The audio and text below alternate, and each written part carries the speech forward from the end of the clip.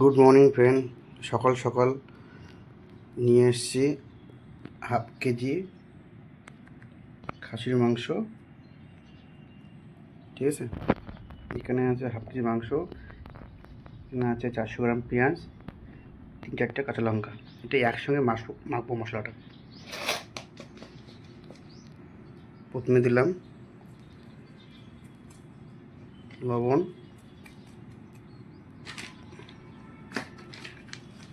তারপরে দিচ্ছি যে হলুদের গুঁড়ো।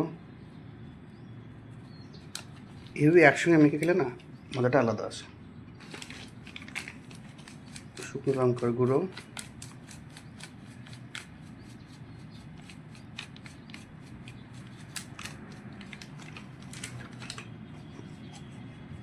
তারপরে ধনিয়ার গুঁড়ো, জিরে গুঁড়ো,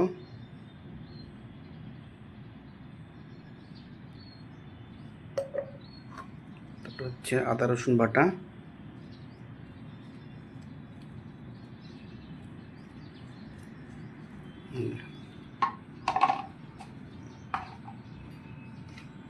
এখানে আছে গোটা গরম মশলা। ঠিক আছে, আর যাবে সর্ষের তেল।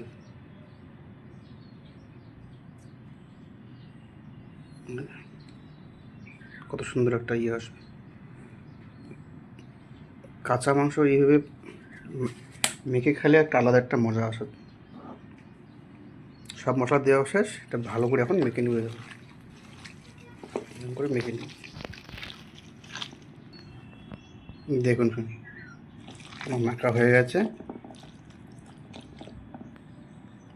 পুরোটা মেখে নিয়েছি ভালো করে। এটা হচ্ছে একটু দই ছাড়া। ঠিক আছে, অনেকে দই দেয়, টমেটো দেয়, আমি টমেটো দিইনি, দই দিইনি। এটা খেতে মজা হবে। আপনারা দেখুন কীভাবে বানাচ্ছি আমি। এই তো আমি গ্যাসের মধ্যে বসিয়ে দিয়েছি, আস্তে আস্তে হবে। এই দেখুন প্রায় পেঁয়াজটা গলে এসছে। এরকম করে কষা করতে লাগবে, আরও একটু কষা হবে, তারপরে এটা জল দেবো এর মধ্যে। তো ভাজা ভাজা হয়ে গেছে, এখন দেবো কষানোর জল। কষানো করে তারপরে ঝোলের জল দেবো। এইভাবে ইয়েটা আসবে কিন্তু। এর মধ্যে দেবো গরম জল।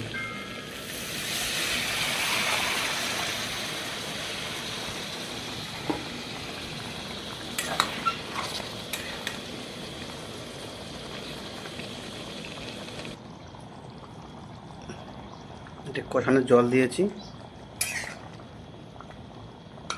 সব এখানে পেঁয়াজ সব একসঙ্গে গলে যাবে। এখন আমার মটন কষা হয়ে গেছে।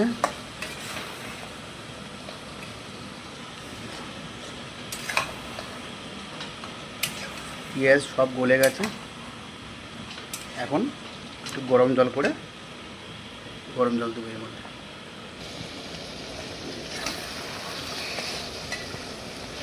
কত সুন্দর কালারটা এসে গেছে।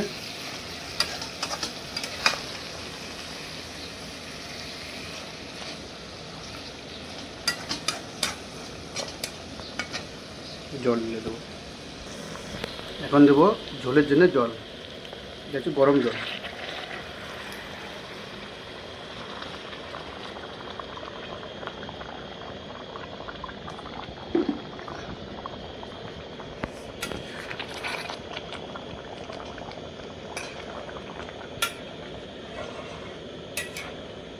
আমার প্রায় কমপ্লিট। তার উপর একটু ধনেপাতা দিয়ে নামিয়ে নিব।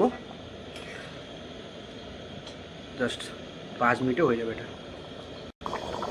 ধনেপাতা দিয়ে দিলাম, গরম মশলা দিয়েছি, মাংস আমার রেডি। এটা হচ্ছে ফাইনাল রেডি। By friend.